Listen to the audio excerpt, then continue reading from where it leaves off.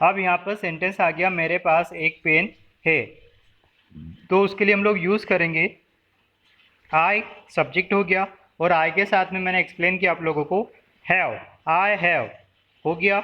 उसके बाद में आपको देखना है कि ऑब्जेक्ट क्या है, तो आपके पास क्या है, एक पेन है, तो यहाँ पे हम लोगों ने लिख दिया अ पेन। एक पेन के लिए लिखते हैं अ पेन, लेकिन उसके पास में दो पेन का अगर वो बोलता तो हम लोग लिख देते हैं ऑब्जेक्ट में टू पेन्स।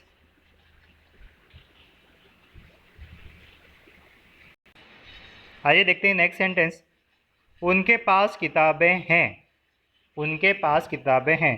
तो हम लोगों को सबसे पहले चाहिए सब्जेक्ट, किनके पास किताबें हैं, तो उनके पास है, तो उनके लिए हम लोग यूज़ करते हैं इंग्लिश में दे। दे और दे के साथ में हम लोग हैव का यूज़ करेंगे क्योंकि ये प्लूरल है, तो यहाँ पे हो गया दे हैव, और ऑब्जेक्ट चाहिए उनके पास है, दे है उनके पास है, यहाँ तक सेंटेंस बन गया। लेकिन क्या है, तो उनके पास क्या है, किताबें हैं, और किताबों को इंग्लिश में हम लोग बुक्स बोलते हैं। तो हमारा पूरा सेंटेंस हो गया they have books. Hindi sentence था उनके पास किताबें हैं, और हमारा आंसर मतलब हमारा इंग्लिश का ट्रांसलेशन ऐसा बनेगा दे हैव बुक्स। बहुत इजी है। नेक्स्ट सेंटेंस है हमारा राम और मोहन के पास पैसे हैं। तो अब हम लोगों को सब्जेक्ट पहचानना है, सब्जेक्ट हम लोग देखेंगे, तो सब्जेक्ट है राम और मोहन। सो हम लोगों ने इंग्लिश में लिख दिया राम एंड मोहन, क्योंकि अब यहाँ पर दो नाम है, एक राम हो गया और एक मोहन हो गया, इसलिए हम लोग हैव का यूज़ करेंगे। मैंने आपको एक्सप्लेन किया था कि टू और मोर देन टू नेम्स के साथ में हम लोग हैव का यूज़ करेंगे। दे हैव उनके पास है, लेकिन क्या है, तो आंसर होगा हमारा मनी। तो हम मनी हमारा ऑब्जेक्ट हो गया। आपको कुछ नहीं करना है, जो वर्ब होगी उससे आपको क्वेश्चन पूछना है। दे हैव व्हाट, क्या है उनके पास में, तो आंसर निकल के आ जाएगा मनी। तो हमारा ऑब्जेक्ट भी हमको फाइंड आउट हो जाएगा। नेक्स्ट सेंटेंस, मैं कुछ सेंटेंसेस दे रहा हूँ आप लोगों को प्रैक्टिस के लिए। उनके पास लैपटॉप है, उनके पास फूल है, उनके पास कुत्ता है, राम के पास कूलर है, रीता और सीता के पास खूबसूरत कपड़े हैं। आपको इन सारे सेंटेंसेस को बनाकर मुझे आपको सारे सेंटेंस बनाना है और मुझे कमेंट बॉक्स में सेंड करना है, ताकि मैं चेक कर सकूं कि आपको अच्छे से समझ में आ रहा है। तो पास वाले सेंटेंस हम लोगों ने सीख लिए। अब हम लोग सीखते हैं दूसरी चीज़ें। हम लोग कुछ सेंटेंस इस टाइप से यूज़ करते हैं कि ऐसा मत करो, वैसा मत करो। उसी के लिए मैं सेंटेंस अब लेकर आया हूँ। तो उसके लिए मत करो वाला जो सेंटेंस होता है, उसके लिए हम लोग लगाते हैं डोंट। इंग्लिश में डोंट हर सेंटेंस में यूज़ होगा। डोंट प्लस वर्ब जो भी करवाना है आप लोगों को। वर्ब के बारे में आपको मैं एक्सप्लेन कर दूं कि वर्ब हम लोग जो भी करते हैं, जो भी एक्शन करते हैं, जो भी काम हम लोग करते हैं, पूरे दिन करते हैं, रात में करते हैं, है ना, या नेचर द्वारा ऑटोमेटिकली होते हैं, तो ऐसे सारे काम को हम लोग वर्ब कहेंगे। जैसे खाना पीना, उठना बैठना, सोना, नहाना धोना। और आप लोगों को एक हल्की सी मैं छोटी सी ट्रिक दे दूं आप लोगों को कि वर्ब को कैसे पहचानना। तो आपको देखना है कि लास्ट में आपको ना दिखाई दे, जैसे ना, है ना। तो मैं इसके कुछ एग्जांपल दे रहा हूँ। खाना पीना, उठना बैठना, सोना, नहाना धोना, मारना पीटना, लड़ना झगड़ना, हंसना मुस्कुराना। इतने वर्ड आप लोगों ने जितने भी वर्ड सुने हैं मुझसे, सारी की सारी ये वर्ब्स थी, और इनके सबके लास्ट में आपको ना मिलेगा, है ना। तो ये हमारी वर्ब हो जाएगी। और ऑब्जेक्ट तो मैं आपको सिखा ही चुका हूँ, ऑब्जेक्ट लास्ट में बचा हुआ पार्ट। तो सेंटेंस स्टार्ट करते हैं। खाना मत खाओ, तो सबसे पहले हम लोगों को लिखना है डोंट। डोंट लगाना हम लोगों को, और अब वर्ब है यहाँ पे, तो खाना खाते हैं, खाना मत खाओ इसके लिए बोल रहे हैं। तो खाने के लिए क्या यूज़ करते हैं हम लोग, ईट, है ना। डोंट ईट व्हाट, क्वेश्चन पूछेंगे तो ऑब्जेक्ट ऑटोमेटिकली बाहर निकल के आएगा, फूड। तो हमारा सेंटेंस पूरा का पूरा सेंटेंस बन जाएगा डोंट ईट फूड। ठीक है। नेक्स्ट सेंटेंस है घर मत जाओ, तो डोंट लगाएंगे, है ना। जाना वर्ब होगा, जाना वर्ब होगा तो जाने को हम लोग गो बोलते हैं, है ना। डोंट गो, कहाँ कहाँ मत जाओ, आंसर निकल के आएगा घर, और घर को हम लोग होम बोलते हैं। नेक्स्ट सेंटेंस है मत लिखो।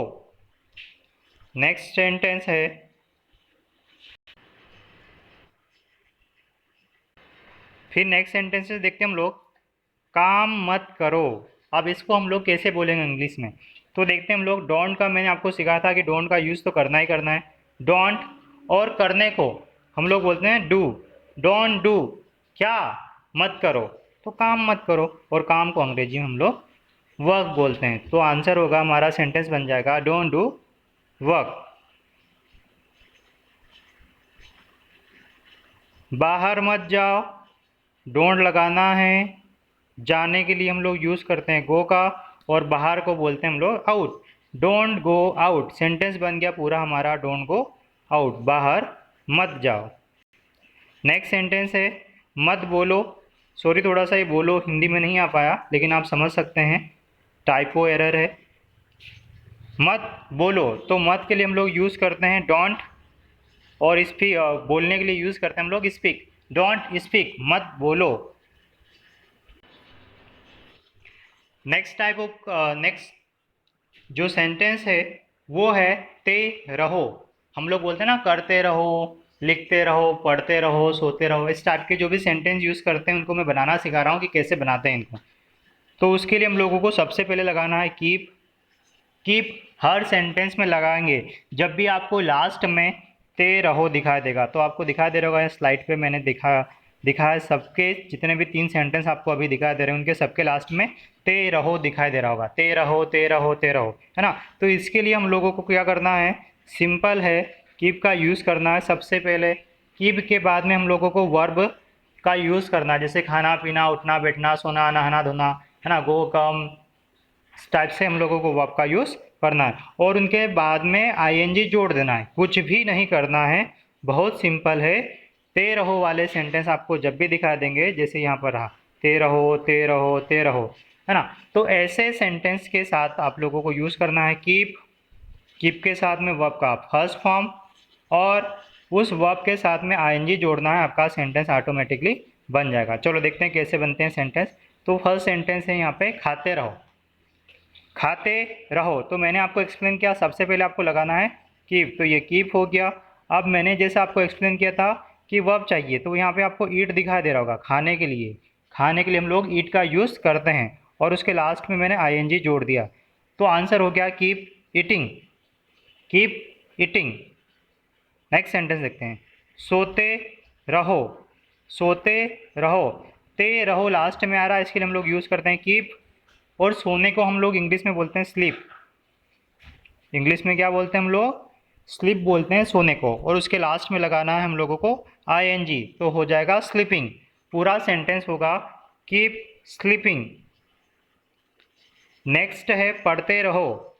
तो जैसा कि मैंने एक्सप्लेन किया, ते रहो के साथ में हम लोग यूज़ करते हैं कीप का, तो कीप के साथ में अब हम लोग देखेंगे कि हमको वर्ब चाहिए, तो वर्ब होगा पढ़ने को हम बोलते हैं रीड। पढ़ने को हम लोग, किसी भी चीज़ को पढ़ने को हम लोग बोलते हैं रीड, तो रीड हो गया हमारा, और उसके साथ में आईएनजी जोड़ना है, तो हो जाएगा कीप रीडिंग। नेक्स्ट सेंटेंस देखते हैं ते रहो का ही, कीप लगाना है, वर्ब लगानी, आईएनजी लगानी, इतने में हमारा सेंटेंस फॉर्म हो जाएगा। जाते रहो, तो लास्ट में हम लोगों को दिखा दे रहा है ते रहो, लगाना है हम लोगों को कीप। कीप जैसे कि हम लोग ऐड करते आए हैं प्रीवियस सेंटेंसेस में भी हम लोगों ने ऐड किया, कीप का यूज़ करना है। और जाना, जाने के लिए हम लोग यूज़ करते हैं गो, और गो के बाद में मैंने बताया कि आईएनजी जोड़ना है, तो वैसे ही हम लोगों ने यहाँ पे आईएनजी लगा दिया, तो सेंटेंस बन गया हमारा कीप गोइंग। नेक्स्ट सेंटेंस है हंसते रहो। ते रहो यहाँ पे भी आया, तो उसके लिए हम लोग यूज़ करेंगे कीप, और कीप के बाद में हंसने को हम लोग बोलते हैं स्माइल, तो यहाँ पे SMILE होता है स्माइल, लेकिन हम लोग ई का यूज़ नहीं करेंगे, और उसके साथ जोड़ देंगे आईएनजी, तो ये हो जाएगा कीप स्माइलिंग। नेक्स्ट है लिखते रहो।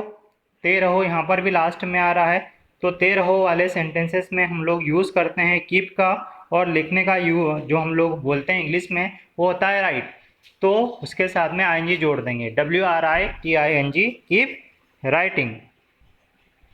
फिर ते रहो के सेंटेंस है, करते रहो, सोचते रहो, समझाते रहो, है ना। तो करते रहो को कीप डूइंग, सोचते रहो कीप थिंकिंग, समझाते रहो कीप एक्सप्लेनिंग। मुझे उम्मीद है कि आपको जितने भी मैंने सेंटेंस सिखाए वो आपको बहुत अच्छे से समझ में आए होंगे। मैंने आपको आज 3 टाइप के सेंटेंस सिखाए कि कोई सी चीज़ आपके पास है या किसी और के पास है तो उसको कैसे बोलेंगे।